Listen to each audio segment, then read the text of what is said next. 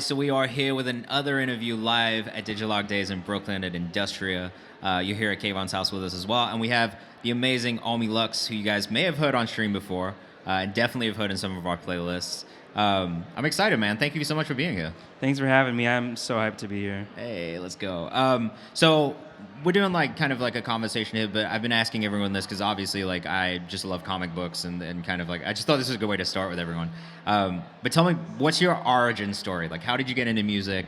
What was that moment that sparked, I want to be an artist for you?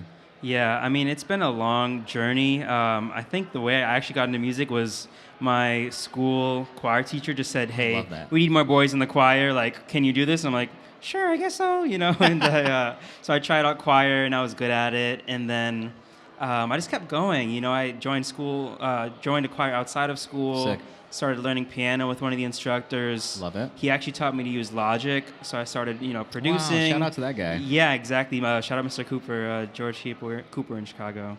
But yeah, it's just I just learned to love music more and more, and I kind of never looked back. Ever since I was in middle school, I knew I was going to go to high school, do music, college, the whole thing. Same thing for me. I was a classical violinist. I played in orchestras.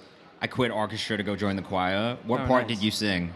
Tenor, yeah. Tenor, let's go, tenors. I was a tenor 2/1. One was always a bit hard for me, though, if I'm being honest. Yeah, I was actually a soprano, until I was I was a boy soprano. So if you go back and find videos of me in choir, probably in 6th grade, I'm with all the sopranos and all the other guys are in the other side of the stage. Yo, that's a superpower though. If you can hit those notes, yeah, well done. What were some of the artists that you listen to? Who are some of the artists that inspire you now creatively as well? Yeah, I mean, there's a ton. I feel I realize personally a lot of my influences, vocally, tend to be more old school. I get comparisons to Michael Jackson, which nice. I mean is great. I'm never gonna, I'm always gonna respect that. He's a huge influence, iconic. But even Sammy Davis Jr., Smokey Beautiful. Robinson, Yeah. I love that kind of vocal tone. And nowadays, there's a lot of artists, younger artists, who are doing great things that inspire me. Kamal is one out of the UK. I love Kamal. I love his sound and just everything, the piano playing. Yeah. I feel he's a blueprint too of musician, artists who are musicians and are playing instruments. And I think he did a whole piano tour of stuff. I think in the UK, which was really cool. Loewe is an inspiration.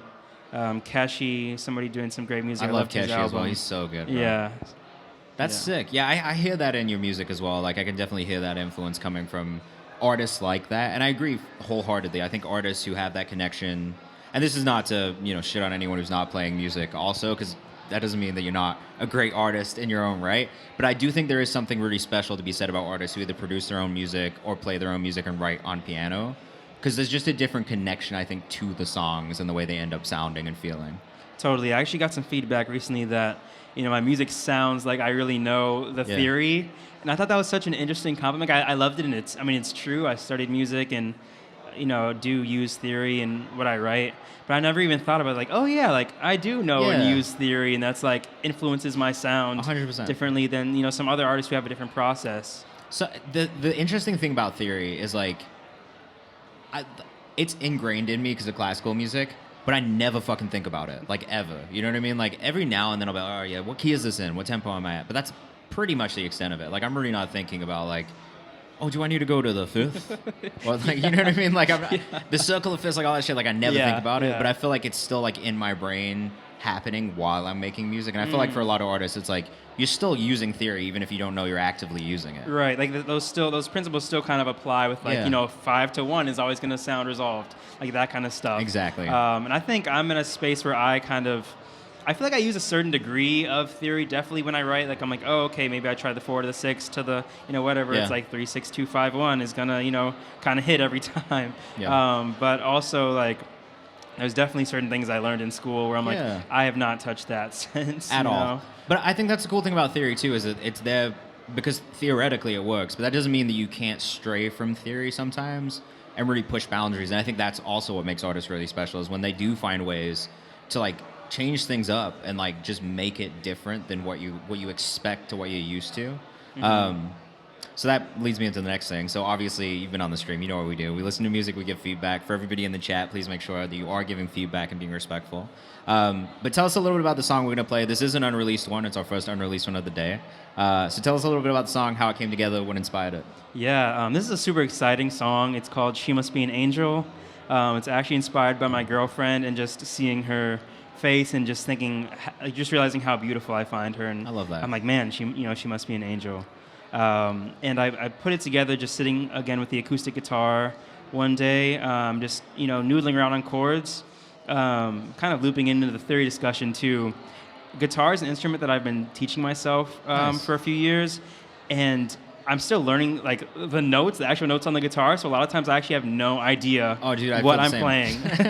Guitar is the most complicated one. Yeah. I taught myself guitar and piano, but piano makes so much sense. Mm-hmm. Like you look at it, it's laid out in such a way that makes sense. But I think with guitar, because it's like a chromatic scale all the way up, something about it just like doesn't click in my brain. So I also totally understand how complicated it feels. So yeah, I've been learning, and I think with the guitar, I'll kind of go back and figure out like, all right, what the hell did I just play? But that's kind of the beauty of it for me to switch up the process. Yeah. But yeah, I sat with the guitar and wrote out the song, and then produced it. Brought it to Cheddar at Shifted Recording in Shout out Greenpoint. to my guy Cheddar, Shout bro. out to Cheddar, he's the GOAT for real. Yeah, I took it from there, but just the inspiration was so clear and potent, and it's something I wake up next to every day, so it's like it's always staring me there right in the face. All right, let's run it. This is She Must Be an Angel by Aumi Luxe. Let us know what you think in the chat.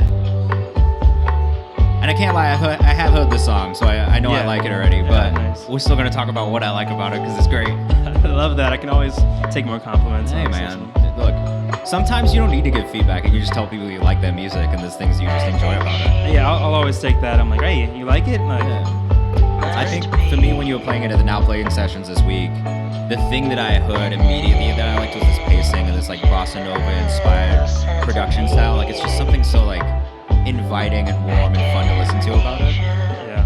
And also the lo-fi vocal. Yeah, that's the part. So actually, the song's coming out next week, a week from today, and I don't know if I've told this to anybody else yet, but there's actually a lo-fi version dropping with it. Sick. So it's going to be completely lo-fi on one version. I love that. We'll see which one people gravitate towards more. Yeah. People do love lo-fi, so I can see it being the one that hits. I couldn't decide, so that's why I'm putting both out. I'm like, I love them both. So. I love it. Also, I love love, so like I'm not gonna lie, like I love a song that's dedicated to like someone's other heart. It always hits for me. Yeah, I appreciate it. Yeah, me too. I love writing about love, and especially just when it's true and like real to me. I love like writing stories that don't necessarily have to be something I've experienced, but when it is, it just makes it hit so much harder for me. Sure. Yeah, and it makes it easy to write.